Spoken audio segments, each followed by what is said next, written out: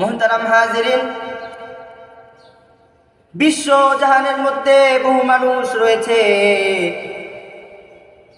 প্রতিটি মানুষ যারা যে কাজকর্ম করে না কেন, প্রতিটি কাজের পিছনে বিভিন্ন উদ্দেশ্য রয়েছে।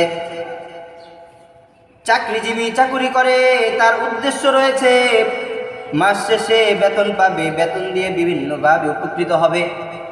ব্যবসায়ী ব্যবসা করে, ব্যবসার মধ্যে তার উদ্দেশ্য রয়েছে মাস শেষে টাকা পাবে, বিভিন্নভাবে উপকৃত হবে। ঠিক তেমনিভাবে বিশ্ব জাহানের প্রতিপালক আল্লাহ তাআলা মহান রব্বুল আলামিন আমাকে আপনাকে সৃষ্টি করেছেন। বিশ্ব জাহানের প্রতিপালক মহান রব্বুল আলামিন আমাদেরকে সৃষ্টি করলেন, অনর্থক সৃষ্টি করেন নাই। অবশ্যই অবশ্যই কোনো না কোনো উদ্দেশ্য রয়েছে। সেই উদ্দেশ্য জানতে হবে কিনা, জানতে হলে কোরআনের দিকে তাকাতে হবে। আমরা যখন কোরআনের দিকে তাকাই, সূরাতুজ যারিয়াতের 56 নম্বর আয়াতের মধ্যে মালিক মানুষ এবং জিন জাতি কেন সৃষ্টি করেছেন সেই উদ্দেশ্য বর্ণনা করেছেন। আমরা যদি সেই দিকে তাকাই, তাহলে সূরাতুজ যারিয়াতের মধ্যে 56 নম্বর আয়াতে মালিক বলেন, ওয়ামা খালাকাতুল জিন্না ওয়াল ইনসা ইল্লা লিয়াবুদুন। কেমন যেন আল্লাহ তাআলা বান্দাদেরকে ডেকে বলছেন, ও বান্দারা শোনো, আমি জিন জাতি এবং মানুষ জাতিকে একমাত্র আমার ইবাদতের জন্য সৃষ্টি করেছি। মুহতারাম হাজিরিন,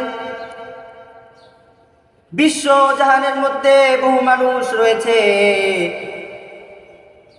প্রতিটি মানুষ যারা যে কাজকর্ম করে না কেন, প্রতিটি কাজের পিছনে বিভিন্ন উদ্দেশ্য রয়েছে।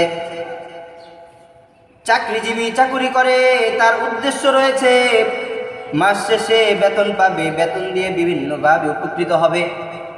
ব্যবসায়ী ব্যবসা করে, ব্যবসার মধ্যে তার উদ্দেশ্য রয়েছে মাস শেষে টাকা পাবে, বিভিন্নভাবে উপকৃত হবে। ঠিক তেমনিভাবে বিশ্ব জাহানের প্রতিপালক আল্লাহ তাআলা মহান রব্বুল আলামিন আমাকে আপনাকে সৃষ্টি করেছেন।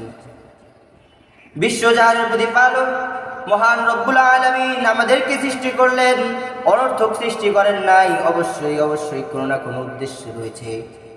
সেই উদ্দেশ্য জানতে হবে কিনা, জানতে হলে কোরআনের দিকে তাকাতে হবে। আমরা যখন কোরআনের দিকে তাকাই, সূরাতুজ যারিয়াতের 56 নম্বর আয়াতের মধ্যে মালিক মানুষ এবং জিন জাতি কেন সৃষ্টি করেছেন সেই উদ্দেশ্য বর্ণনা করেছেন। আমরা যদি সেই দিকে তাকাই, তাহলে সূরাতুজ যারিয়াতের মধ্যে 56 নম্বর